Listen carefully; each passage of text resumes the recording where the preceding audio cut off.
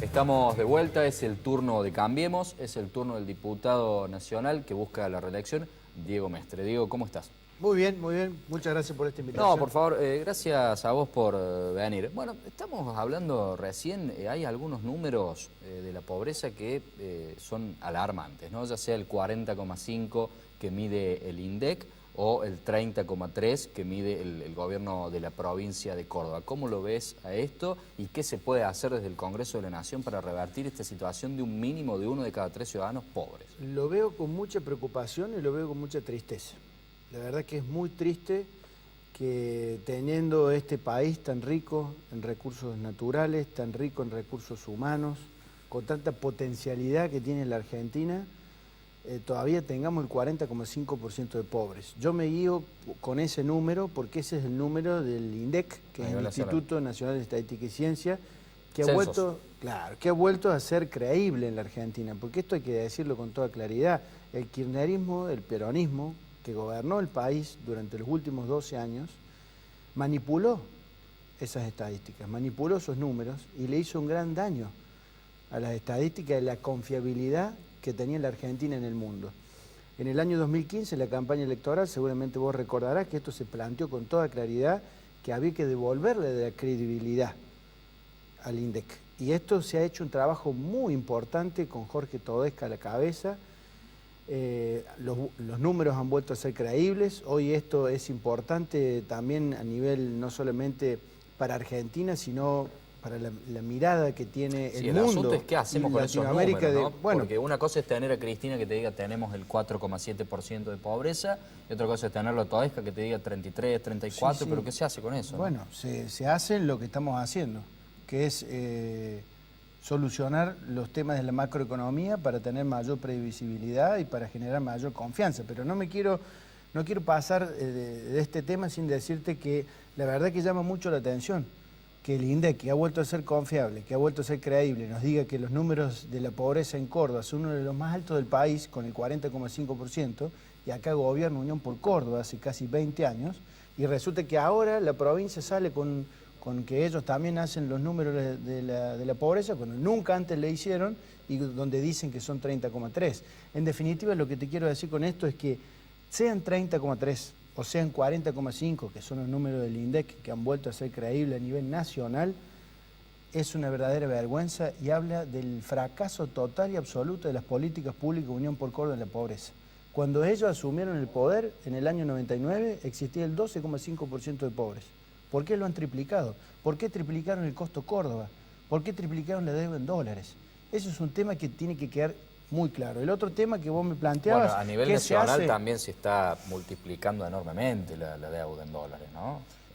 No te digo enormemente, pero sí con lo que se hizo con el pago de los holdouts y de alguna manera con que la Argentina volvió al mundo, obviamente que para bajar el déficit que teníamos del 7,1 del PBI, por supuesto que eso es un proceso que es gradual, que lleva su tiempo. Hoy del 7,1 estamos en el 4,8, el presupuesto para el año que viene es el 4,2.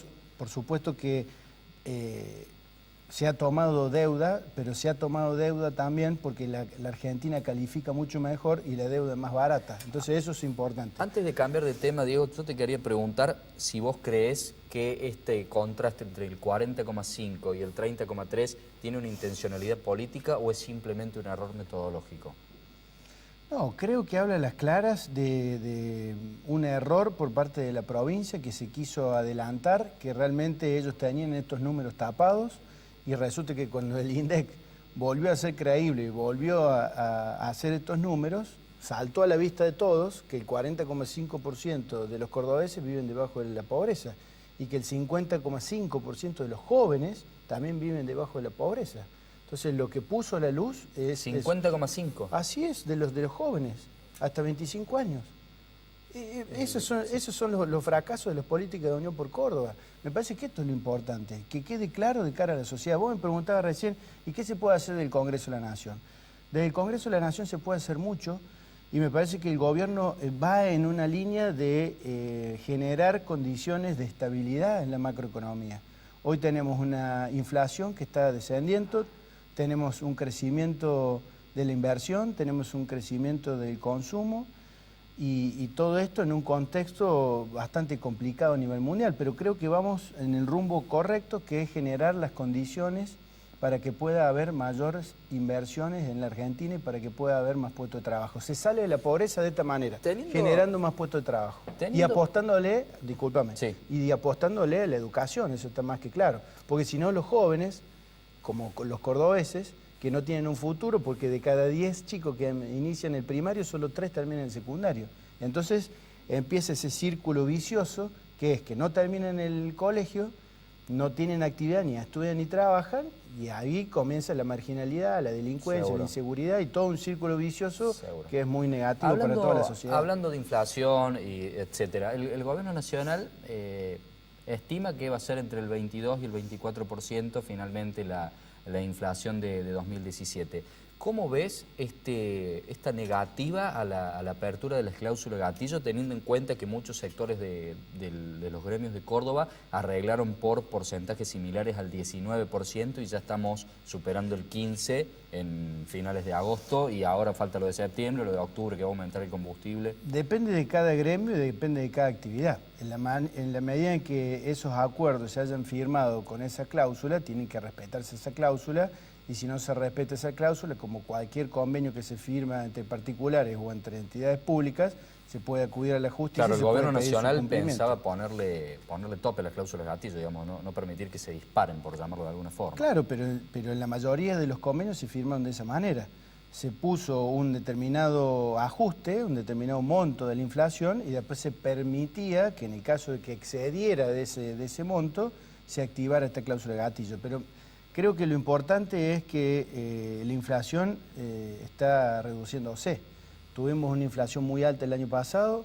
Hoy, según las estadísticas también del INDEC, estamos aproximadamente en el 21,7 de septiembre a septiembre.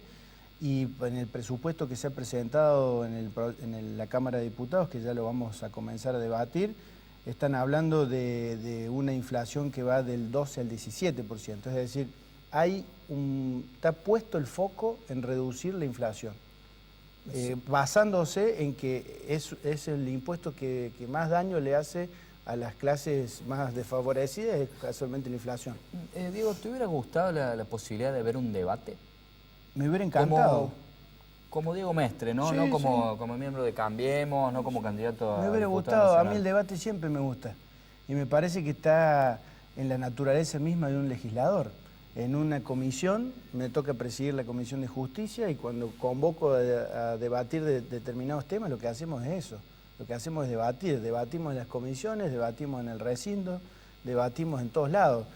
¿Fue por estrategia, fue por la comodidad que tienen en el resultado, fue por devolverle la gentileza al no de Unión por Córdoba en las elecciones pasadas? Bueno, un poco de eso hay, ¿no?